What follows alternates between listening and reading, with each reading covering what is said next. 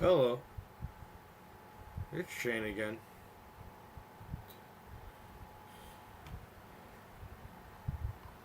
Once. Alright, play some Elden Ring. And listen to some Bill Cooper Mystery Babylon Part 5. This is probably going to be the last one of the week. I'll probably do Part 6 on Monday.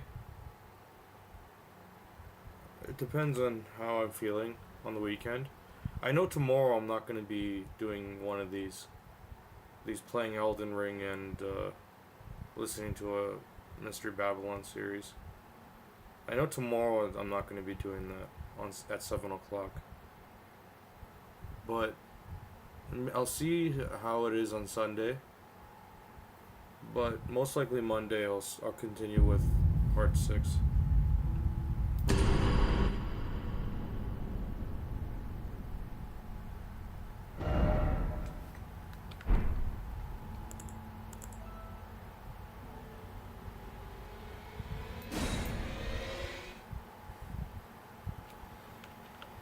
I hate this game.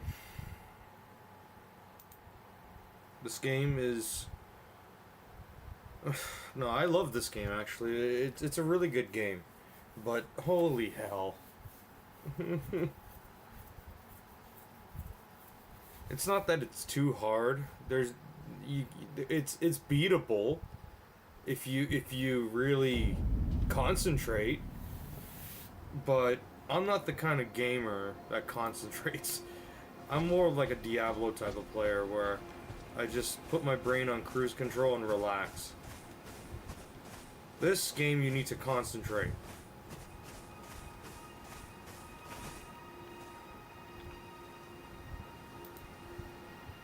Okay. Let's listen to some Mystery Battle.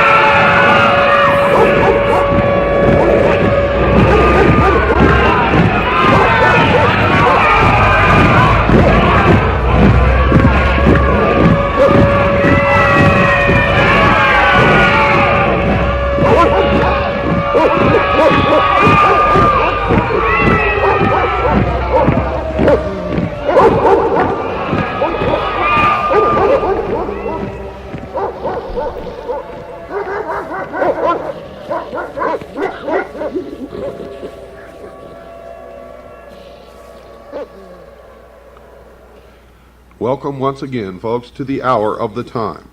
I'm your host, William Cooper, and tonight we continue on our series of the origins, the history, the dogma, and the identity of Mystery Babylon, the secret organization that has infiltrated every level of our society, military, and government, and are bringing about a totalitarian world socialist government that they call the New World Order. Tonight, Part 4.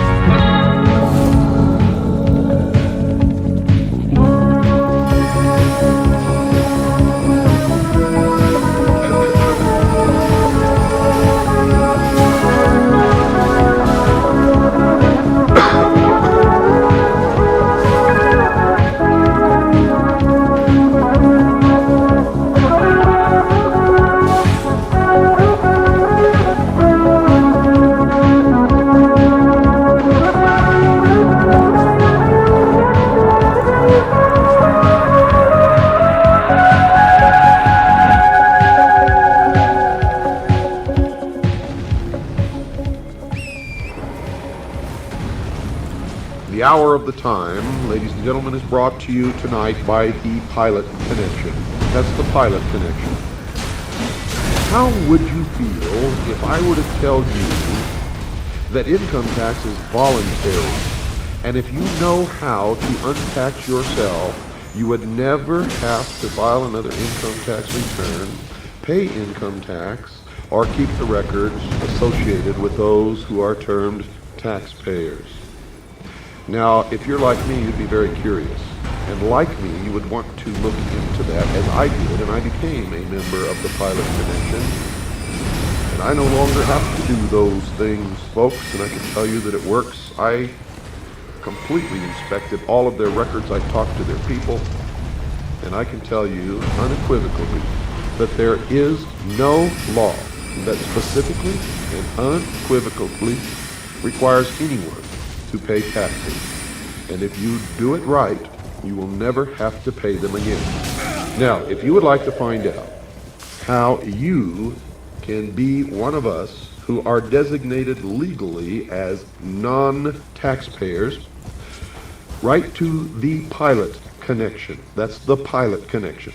6333 Pacific Avenue, Suite 334, Stockton, California, 95207. That's 6333 Pacific Avenue, Suite 334, Stockton, California, 95207. Or you can call them at area code 209-957-5493. That's 209-957-5493. Tell them William Cooper sent you. Well, folks, we left off with a great revelation for those of you who were listening last night. For those of you who weren't, you need to order the tapes, beginning with the tape of February the 11th, Thursday night, February the 11th, which was, the name of that tape is The Dawn of Man. And this series actually starts on Friday night, February the 12th. But you need the tape, The Dawn of Man. Order all the tapes in this series, because if you really want to know what's going on, how it has been kept alive for thousands of years, and what the ultimate goal is, their origins, their history, their dogma, and their absolute identity, then you need this whole series. Now, to get this series, you can call Stan at 602-567-6109. That's 602-567-6109. If you're a CAGI member, just send in $7.50 per tape. Tell them which tapes you want, and you'll get them. If you're not a CAGI member, they're going to cost you $17.50 per tape. No buts, no exceptions, no deals. You want a deal? Join CAGI, folks. That's how we support ourselves, and that's how we get people involved. Well, let me continue. And I think tonight is really going to open your eyes. And remember, we're nowhere near even begun. We got a lot of shows to do on this, folks. And it's going to blow your mind if it hasn't already. I think some of you out there already know that. Now, if we concede that Osiris is the positive pole of the universal life agent, as the mystery school does, then Isis becomes the receptive pole of that activity. He is the doctrine, she is the church. As in Christianity, it is customary to refer to the church as the bride of Christ. So in Egypt, the institution of the mysteries was the great mother, the consort of heaven herself. From this interpretation, we gain a deeper insight into the symbolism of the whole Osirian cycle. Isis, you see, becomes the temporal order of the priesthood, the accumulative body of initiates. She is personified as the temple. She is the mother of all good, the protectress of all right, and the patron of all improvement. Now remember, this is the belief of the mystery schools. I'm not telling you what I believe. What you're learning on this program is what the mystery religion really is. Its origin, its history, its dogma, and its identity. So don't get confused here. Don't get confused. According to the mystery school, she ensures nobility, inspires virtue, and awakens the nobler passions of the soul. As Diana of Ephesus, she is the multimania who feeds all creatures from herself. And many of you may have seen illustrations in books or little statues or portraits or pictures on somebody's wall of Isis in the role of the multimania, where she has many breasts all over her torso and on her legs and arms, all over her body. Well, that's what this represents. As Diana of Ephesus, she is the multimania who feeds all creatures from herself. Like the moon, she shines only with the light of her sovereign sun, spelled S-U-N, even as the temple can only be illumined by its indwelling truth. So Isis is the moon, Osiris is the sun. And remember what this means, folks. He is the doctrine, she is the church. You see, the Osirian legend, the Osirian cycle was never about real people. It was never about gods or goddesses. But it is the method by which the real object of worship and the real mystery of the mystery religion of Babylon has been concealed. And it is only one of the ways, as you will see. Typhon, according to the mystery schools, is the embodiment of every perversity.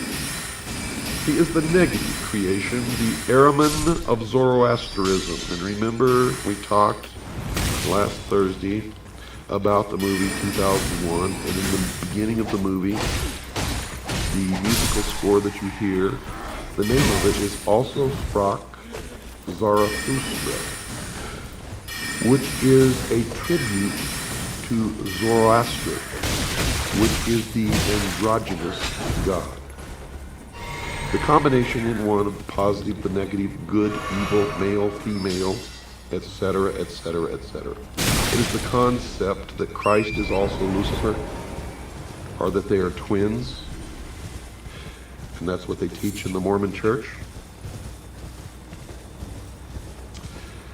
Typhon, according to the mystery schools, is black magic and sorcery, the Black Brotherhood, also known as the Jesuit Order. Nephthys, his wife, is the institution through which he manifests. He is neither a single evil, nor even a sequence of ills, but an infinite diversity of them, indescribably insidious, empowered to infect the fabric of church and state. The enemy of the mystery schools are three: the church, the state, and the mob. And of course, the mob is us. Typhon lured Osiris into the ark of destruction at the time when the sun enters the house of the scorpion.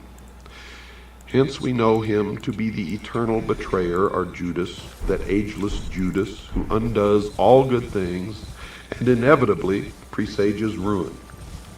He is the power of the physical universe, which is constantly seeking to destroy the spiritual values locked within its substances. You will see that they have a talent for turning things around. He strikes in the 8th month. And now it is supposed that a child delivered in the 8th month of the prenatal epoch cannot live because of the curse of Typhon. Osiris was born in the 7th month, and thereafter it may be said of him that he was delivered prior to the rule of Typhon. And that's why our forefathers, all Freemasons, established this country by the signing of the Declaration of Independence in the month of July. And this will all become clearer to you as we go along. Of all good things, Typhon is the opposer, according to the mystery schools, occupying the position of the eternal negative. This evil monster may well be generalized under the appellation of the adversary. In the initiation rites, he is also the tester or the trier. Quote, the Lord who is against us, unquote. According to the mystery religion, he is the personification of ambition, and ambition is the patron of ruin. It was ambition that set Typhon plotting for the throne of Egypt, designing how he should destroy the power of his brother. A learned Jesuit father sees in Typhon Cain and in his brother Osiris Abel.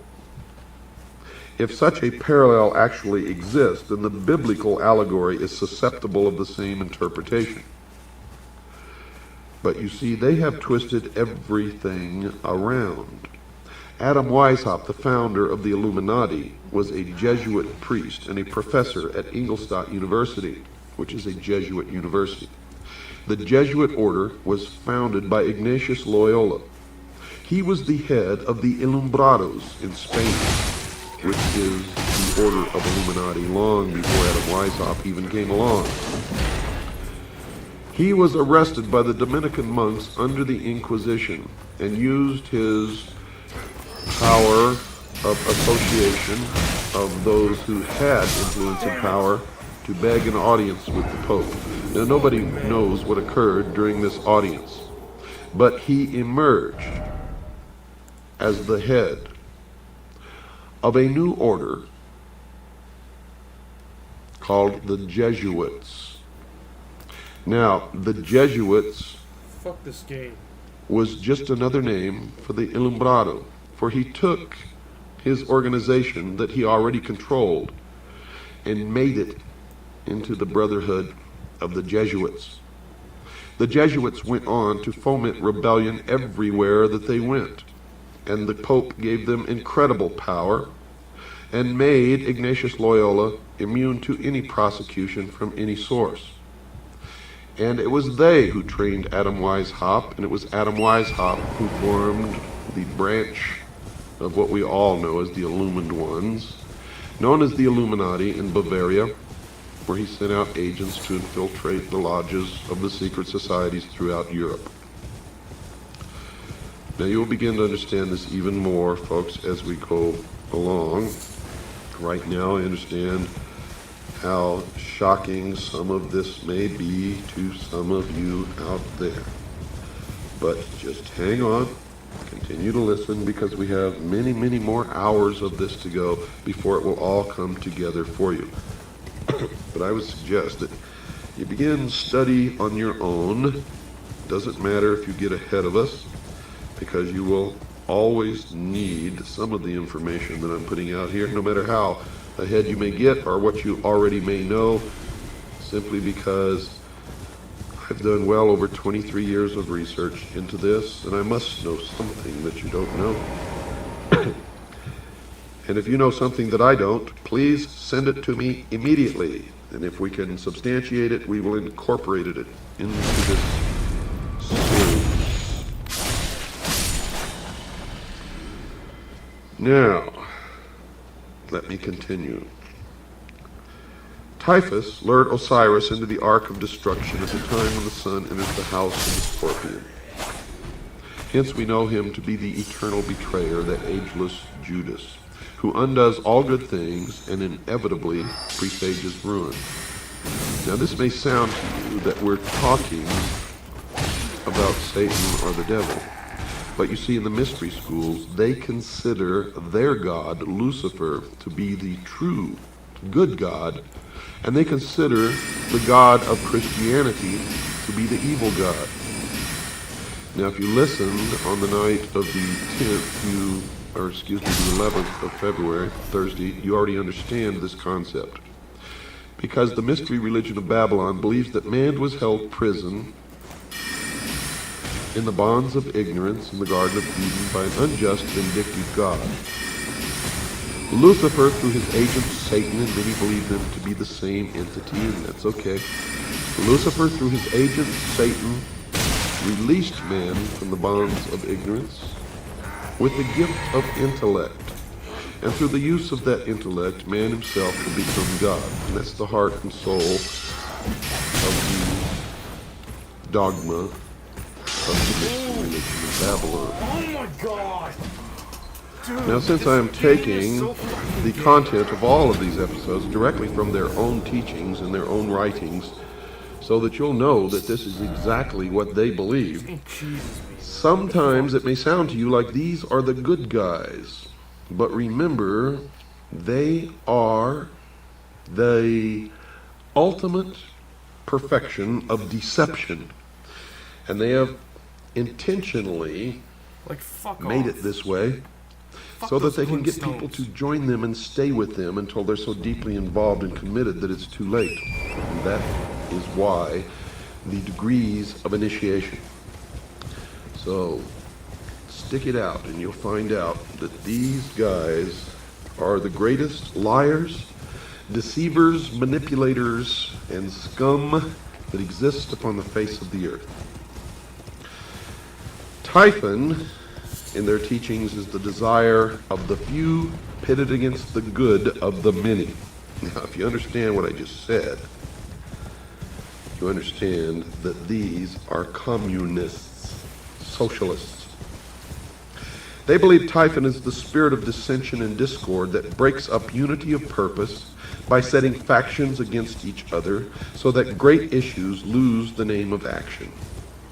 The desire for riches, pomp, power, and, listen to this, folks, sovereignty, by which this evil genius was obsessed, reveals the temptation by which humanity is deflected from its ultimate goal and led into the byways of sorrow and despair. Typhon, the queen of Ethiopia, and the 72 conspirators represent the three destructive powers preserved to modern Freemasonry as the murderers of the master builder Hiram Abiff. You will see that Hiram Abiff was never murdered. In fact, in the Bible, you will see that when the Temple of Solomon was completed, he went back home to Tyre. But in the Freemason legend, Hiram Abiff, the master builder, was killed and the temple was never completed. So everybody is blaming all of this upon the Jews. It is not the Jews, folks, because all of this is a front. It's symbology for what they really mean. Hiram Abiff was really, folks, Jacques de Molay of the Knights Templar. And all of this will make much more sense to you several shows down the road, because we have lots and lots of information to go through before you put it all together. Now, these three destructive powers preserved to the modern mystery school known as Freemasonry as the murderers of the master builder Hiram Abiff, who was really Jacques de Molay, are ignorance, superstition, and fear, what they call the destroyers of all good things. When you get even deeper into their teachings, you find out that ignorance, superstition, and fear stand for the state, the church, and the mob. And those are the things that they have sworn to destroy and substitute themselves as the ruler of the world in a benevolent despotism, a totalitarian socialist state. Because from the very beginning, these people have been pure, true communists, socialists. They are the heart and soul and core of international socialism. They believe the advent of greed and perversion marked the end of the Golden Age, the Osirian Age, which the Osirian cycle is just a symbology of this. And the Golden Age, of course, golden, oro, always has stood for the sun. Osiris is representative of the sun. And outwardly, these people worship the sun, but the sun is just another symbol for their god Lucifer, the light, the intellect. And with the good prince Osiris, the deeper truth returned to his own land, he became the victim of a hideous plot. So what is this mysterious chest, so beautiful in its outer appearance, but so fatal in its application? Well, Folks, Plato, who was wise in the wisdom of the Egyptians and who was an initiate of the mystery school, would have answered that it was the body that lures the soul into the sorrows of generation. Now, if this interpretation is projected into the social sphere, the chest becomes symbolic of material organization. Witness the application of this thought to Christianity, where the pomp and glory of the outer show of a vast ecclesiastical mechanism has all but destroyed the simplicity and dignity of the primitive revelation of the mysteries. That is their exact words. See, I didn't make that up. Those aren't my words. Those are the words of the mystery school. And it is an indication, if you didn't think so yet, that Christianity is their enemy. They intend to destroy Christianity and all Christians. The blood will flow when the new world order takes power in the world. And if you sit back and say, well, I'm not worried because I'm going to be raptured, I feel sorry for you because you are going to suffer tremendously. Because in my research, I have found that most of the theologians in the Protestant religion of all denominations who are responsible for this doctrine of the rapture are Freemasons. And they are in control of the World Council of Churches. They are responsible for the bringing together of the different religions in the World Council of Churches to attempt to merge them all into one and then change the doctrine to the New World religion. And if you don't believe that, you get off your little butts and go out there and start looking instead of just listening and accepting. It's a pain in the ass. That's why I stopped For playing it it is 2 years true. ago. And their doctrine, folks, is Can't get anywhere. Zionism. I can tell you right now, Jerry Falwell has admitted publicly that he is a Zionist, and we know that he is also a member of the mystery schools, and many others that you follow blindly instead of reading the words of Jesus Christ. You're all split up. Do you know the original teachings of Christ have been so perverted that there are thousands of different sects of the Protestant religion? And the Vatican is the original perversion of the mysteries, established by a pagan Roman emperor, a worshiper of the sun. I hope you're all beginning to open your mind. And I know I'm going to get a lot of letters from a lot of fanatics who don't believe this. Give me a break. And those are the people who will be hurt the most You can't get when they anywhere find with out these that it is fucking all big true. guys. When they find out that it is all true. Back to their doctrine. The murderers rush from the palace with the lead-sealed casket and cast it with its kingly contents into the dark waters of the Nile. Thus are the ideals which lead men into the paths of truth and righteousness obscured, and with truth no longer evident, according to them, error, which is the Christian church, can rule supreme. Typhon, by now you should know that Typhon is their designation for Christianity. Typhon ascended the throne as regent of the world, swinishly gloating over a dejected humanity he had led into dark and devious byways. By the Nile, may we not understand the river of generation, in the current of which souls imprisoned in mortal nature move helplessly upon a never-ceasing current. Now they believe that truth is dead. And according to their belief, with truth dead, or at least exiled to the invisible world, material facts were superseded by opinions. Opinions bred hatreds, and men finally fought and died over notions both senseless and soulless. And that is another deception and another lie. For in my research I have found that in every instance of the most terrible things and wars that have ever happened on the face of the earth, these men are the ones who have brought it about. Have brought it about. Greed became the dominating impulse, they say, gain the all-absorbing end, and ruthlessness the all-sufficient means. In the dark ages of uncertainty, when reality hid its face and no man dared to know, the leering Typhon ruled his ill-gotten world, binding men to himself by breeding 1,000 uncertainties to sap courage and weaken conviction. Men ask, why seek to know? Knowledge does not exist. Life is a cruel jest, purposeless and of short duration.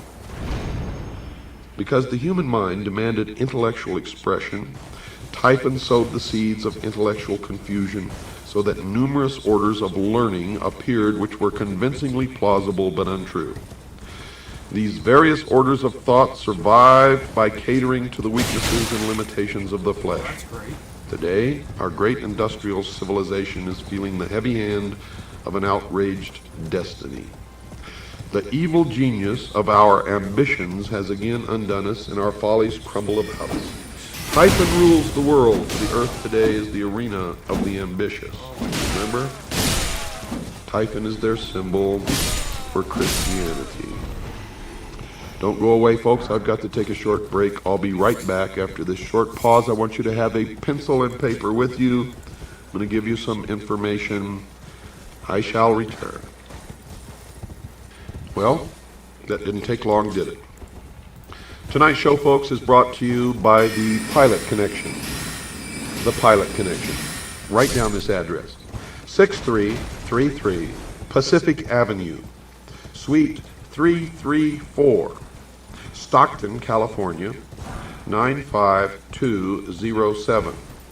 That's 6333 Pacific Avenue, Suite 334, Stockton, California, 95207. Or you can call them at area code 209-957-5493.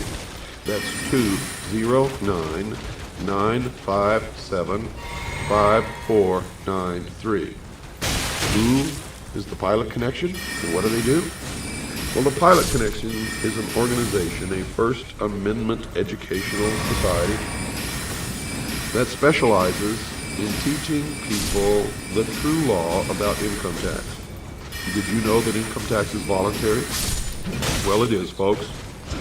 But you just can't go and stop paying income tax and say, I volunteer not to pay, because you've entered into certain adhesion contracts which make you liable for income tax. But the Pilot Connection can tell you how to untax yourself legally and lawfully so that you never have to file another return, pay another nickel of income tax, or maintain the records that those designated as taxpayers because of their adhesion contracts have to do. No, if you go through the Pilot Connection, you will become legally designated a non-taxpayer. I am a member. I have done this, so have tens of thousands of other people. And I can tell you that it is true, that it works, and that you will have no problem with the IRS, unless, of course, Congress changes the laws down the road, and then we will have to see what those changes are if they do that. And if they change the law and then it becomes binding that we have to do it again, then we will have to do it. Okay. Now, if you would like information on how to join the Citizens Agency for Joint Intelligence, which is our private intelligence organization, the largest and the most successful in the world, and if you've been listening to this program, you know that that is true. Now, if you'd just like to join, send us $45. Just send $45, tell us you want to become a CACHI member, and we'll put you on the rolls, send you all your information, your press credentials, and everything else that you get along with your membership. And believe me, it's well worth your while. Your money comes back to you 1,000-fold, as our members, our current members, will be happy to tell you. That is, if you use the benefits.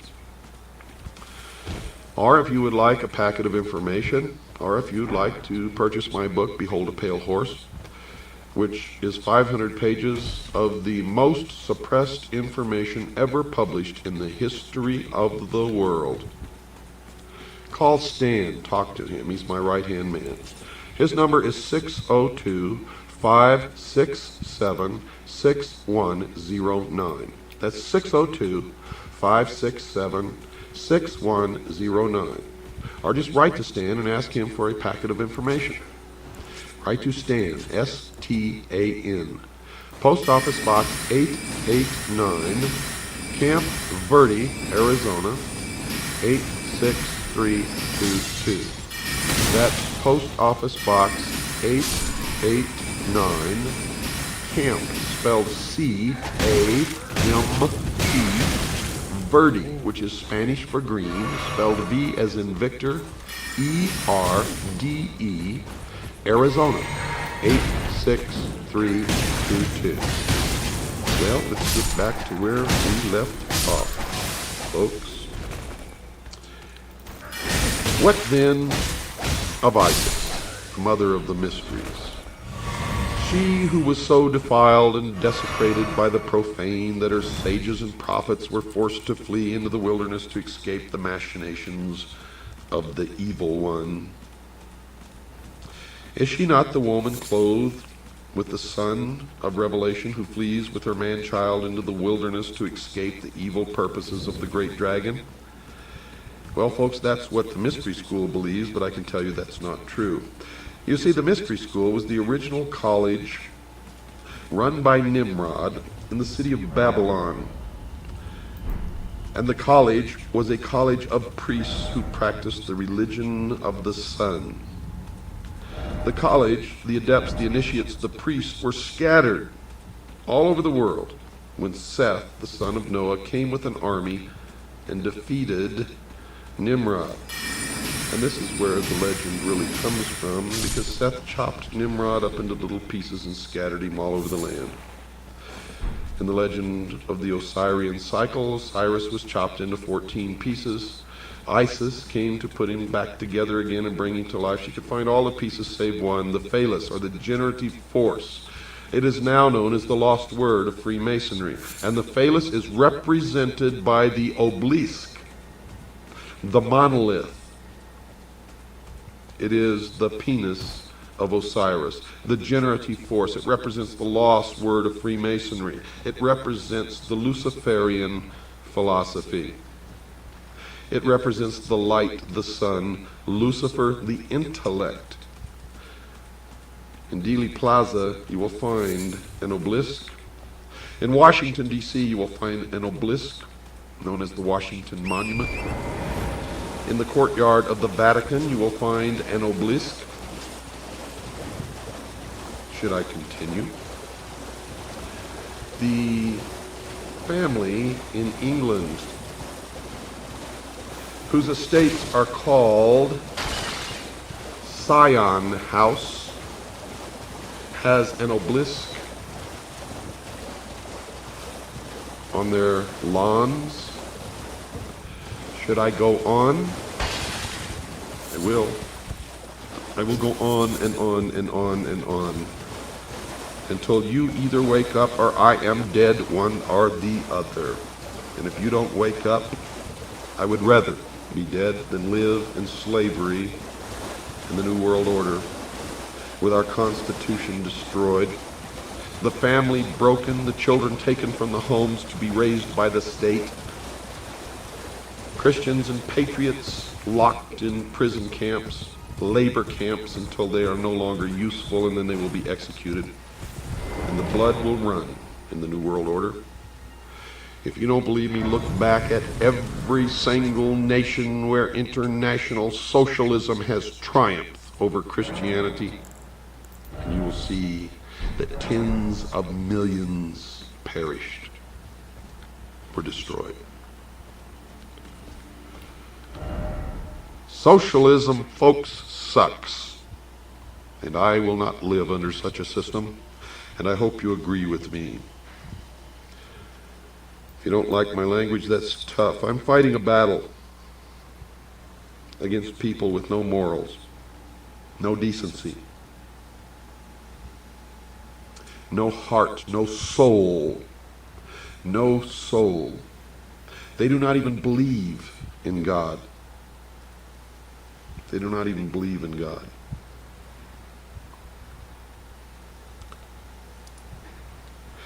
The glory of Egypt, according to these people, ceased with the death of Osiris. The mighty temples still stood, but the God who illuminated them had gone. The priests bowed helplessly before the dead embers of their altars. And one by one the sanctuaries crumbled into ruin, and the custodians of these ancient truths hid themselves in obscure corners of the earth, lest they be hunted down and slain for the sin of dreaming and hoping for a better day. Isis then, as the scattered but still consecrated body of initiates, began the great search for the secret that was lost. And this is all in reference to Seth's army scattering the college of priests in the ancient city of Babylon. And later it refers to the Knights Templar, who brought the mysteries from the Middle East to Europe. In the beginning, folks, they were never a part of the Catholic Church, as you will learn, and they still exist today, regardless of what you've ever been taught. For they are the mystery school today. In all parts of the world, according to their teachings, the virtuous raised their hands to the heavens, pleading for the restoration of the reign of truth. This congregation of those who prayed, who labored, and who waited, the great congregation of a world in anguish, this is Isis in sackcloth and ashes, searching for the body of her Lord. Searching in all parts of the earth and throughout innumerable ages, inspired men and women, the congregation of the just, at last rediscovered the lost arcana and brought it back with rejoicing to the world over which it once ruled. Isis by magic. For the initiated priests were all magicians, and they are magicians today, resurrected the dead God, and through union with him brought forth an order of priests under the collective title of Horus the Hawk, the all-seeing bird, whose eye is on the reverse of the great seal of the United States of America. These were the herd Shesta, or the companions of Horus, and the chief of these, called by Lewis Spence the chief of the mysteries par excellence, appears to have worn the dog-headed mask of Anubis. Anubis was the son of Osiris by Nephthys, the material world, therefore represents the divine man or the mortal being who rose to enlightenment. And those who rose to enlightenment were considered illumined. Collectively, they are known as the Illuminati. And all of you who have fallen for the scam that the Illuminati does not exist, they do. For the term Illuminati merely refers to the collective body of those who are illumined or enlightened, and they are the Illuminati. Ambition, however, personified by Typhon, knowing that temporal power must die if divine power in the form of truth be reestablished, put forth all its power again to scatter the doctrine, this time so thoroughly that it should never be rediscovered. If Typhon, as Plutarch has suggested in one of his manifestations, represents the sea, then it appears that this second destruction of Osiris may refer to the Atlantean deluge. Where is Atlanta again? Atlanta, the same. Go to Atlanta, Georgia, folks. Drive around in that city. You will see pyramids everywhere. You will see 666 everywhere. You will see the symbols, the all-seeing eye.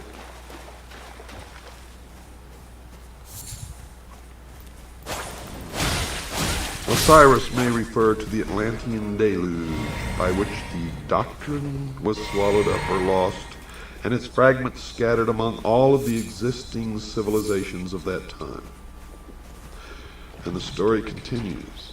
The body of Osiris, the secret doctrine, is divided into 14 parts. Remember, Osiris was chopped into 14 parts. They found all save one, the phallus or the penis of Osiris, Well, the body of Osiris represents the secret doctrine. It's divided into 14 parts and divided among the parts of the world. And the lost word of Freemasonry is the generative force, the lost part of Osiris, the lost part, the secret of the secret doctrine. So we must therefore understand that it was scattered through the 7 divine and 7 infernal spheres.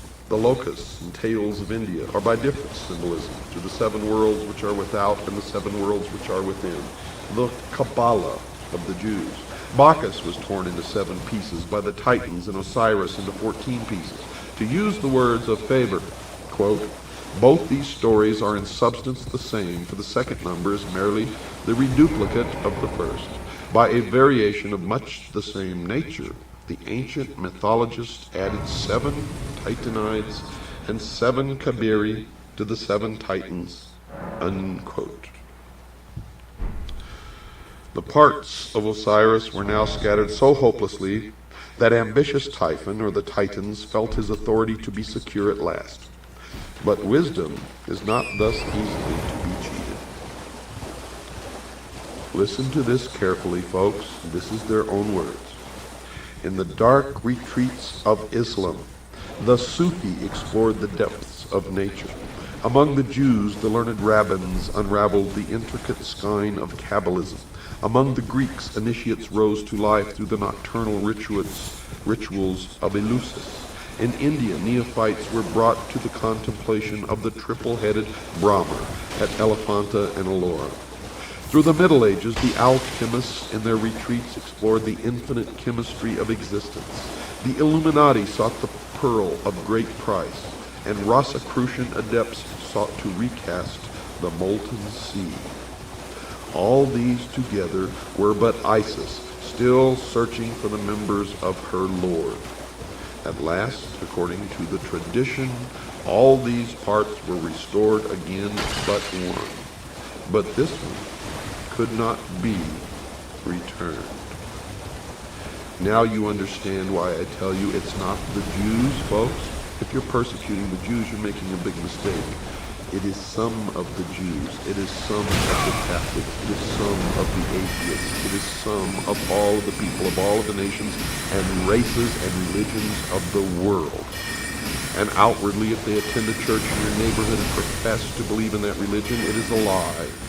It is how they gain influence and power in that community. For they worship one God and one God only in the temple without windows, the headquarters of which in this country is exactly 13 blocks from the White House. The Egyptian allegory tells us that the phallus of Osiris was swallowed by a fish. And folks, this is most significant, and we may even infer that mankind itself is the fish, but it even goes any further, for this age has been known as the age of Pisces, the fish. The significant force and the power in the age of Pisces was Christianity, and the fish actually refers to Christianity. The phallus being the symbol of the vital power of the mystery school, and so used in Egyptian hieroglyphics. The phallus, then, is the lost word which is not discovered, but for which a golden replica is substituted. In the Egyptian hieroglyphics, the physical body, after the death of the soul or its departure therefrom, is called the Khat, or K-H-A-T, and the hieroglyphic for this is a fish.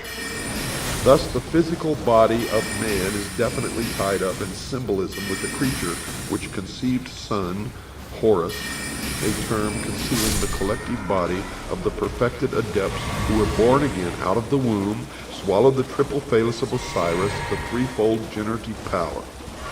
This golden phallus is the 3-letter word of Freemasonry, concealed under the letters A-U-M.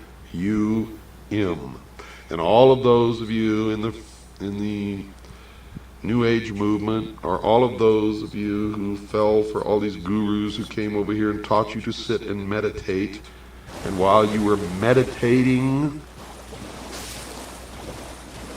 hum this Aum, A-U-M. The golden phallus is the three-lettered word of Freemasonry concealed under the letters A-U-M. How do you feel, sheeple? And why do you do these things? Because somebody tells you to. Isis, by thus modeling and reproducing the missing member of Osiris, gives the body of the god the appearance of completeness, but the life power, folks, is not there. Isis, the priesthood, with their initiatory process, had accomplished all that could be accomplished by natural philosophy. Therefore, recourse is again had to magic. The golden phallus is rendered alive by the secret processes rescued from the lost book of Thoth. Thus the divine power of Osiris is restored through the regeneration of man himself and the processes of initiation. In the Greek system, man was rendered divine because his composition contained the blood of Bacchus, they believe, and in Egypt because it contained the seminal power of Osiris. The institutions raised in the world to perpetuate the deeper truths of life, according to them, labored on through the centuries, seeking for the lost key, the living crux ansata, which, if rediscovered, would enliven and impregnate the whole world and restore the good king Osiris to the throne left empty by his cruel death. The purpose of the Osaic rite is therefore revealed as twofold. The first motive was the almost hopeless effort made by the bereaved Isis to restore her husband to life. She hovers above his corpse in the form of a bird, trying to restore his breath by the fluttering of her own wings. This ceremony is concealed in the book of the Respirations. The causing of Osiris to breathe again is the great abstract ideal. The second and more imminent motive which actuated Isis was to avenge herself upon Python, Christianity, and to destroy his power over the world. This she determined to accomplish through her immaculately conceived son Horus, which is a term concealing the collective body of the perfected adepts who were born again out of the womb of the mother, Isis, the mystery school. Now we can apply this analogy to a great modern system of initiation called Freemasonry, which has certainly perpetuated at least the outer form of the ancient rites to the profane or to the members on the lower rung of the initiatory ladder. To the adepts of the priesthood, the higher initiates, then it is clear. You see, for Freemasonry as an institution is Isis, the mother of mysteries, from whose dark womb the initiates are born in the mystery of the second or philosophic birth. Thus all adepts, by virtue of their participation in the rites, are figuratively at least the sons of Isis. As Isis is the widow seeking to restore her lord and to avenge his cruel murder, it follows that all master masons or master builders are widows' sons. They are the offspring of the institution, widowed by the loss of the living word, and theirs is the eternal quest they discover by becoming. In the Egyptian rites, Horus is the savior avenger, son of Isis, conceived by magic or the ritual after the brutal murder of Osiris. Hence, he is the posthumous redeemer. Freemasons are Horai. They are the eye of Osiris, whose body, therefore, is made up of eyes. Each initiate is a Horus, each is a hawk of the sun, spelled S-U-N, and for one reason is each raised, and that is that he may join the army which is to avenge the destruction of wisdom and restore the reign of the all-seeing Lord, Lucifer. Each one is dedicated to the overthrowing of the reign of Christianity. The great battle in which the sons of the hawk rout the hosts of darkness is the mysterious Armageddon of Revelation. You see, they believe Lucifer is the god of light, and Jehovah, or Yahweh, is the god of darkness. They believe that the Armageddon of Revelation is the Kurukshetra of the Mahabharata and the Ragnarok of the Eddas. In this battle, the hosts of the adversary shall be routed forever. The great purposes of the Osirian rite are thus revealed in an unsuspected clarity. The Hershesti are philosophically opposed to the reign of ambition. It is their duty to reestablish that golden age when wisdom personified as Osiris and not selfishness personified by Typhon shall dictate the whole course of human procedure. The day must ultimately come when the Horai, by virtue of their royal purpose, accomplish the consummation of the great work. The great work, folks, is the elevation of man to the illumined man, or 666, and the establishment of a one-world, totalitarian, socialist utopia on earth. The missing word will be found, and the golden substitute will be replaced as promised in the ancient rite. Osiris will rise in splendor from the dead and rule the world through those sages and philosophers in whom wisdom has become incarnate. It should be particularly noted that the Egyptians do not regard Osiris as wholly dead, but view him as continuing to live in the underworld where he superintends the ceremony of the psychostasia. The underworld is not the sphere of the dead alone. It is the world of the mysteries. Lucifer is therefore god of the hidden fane, the temple which is beneath the earth, the house of the low ceiling, the crypts into which the initiates go in search of truth. He is the dweller who abides in the darkness of the innermost. His throne is not in the objective world, but in that subjective sphere which is the inner life of man. They believe that thus is it arcanely intimated that while truth may perish from society, it cannot die from the heart which preserves the sacred tradition through that natural inspiration by which all men are gradually moved to truth. In the meantime, the widow Isis, the mystery school, continues to produce out of herself the host of potential redeemers. Spiritual education continues from age to age in secret, and though temporarily obscured in this generation or in that, its onward process, they believe, is inevitable. Out of the hidden house, guarded by the silent God, must someday issue the glorious and illumined Horus. 666 is the number of that man, the very incarnation of his own father, Osiris or Lucifer, the personification of the Lord of Abydos, the avenger of all, and the just God in whom there is no death. Folks, tonight's episode of The Hour of the Time has been brought to you by the Pilot Connection. Give them a call. They can help you.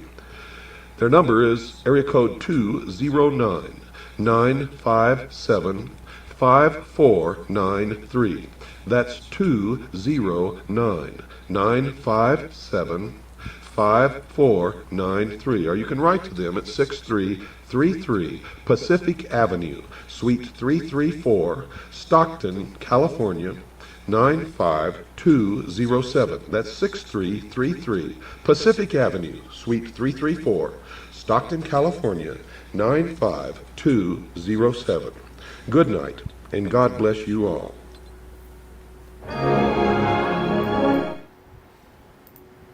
All right. I'll see you later.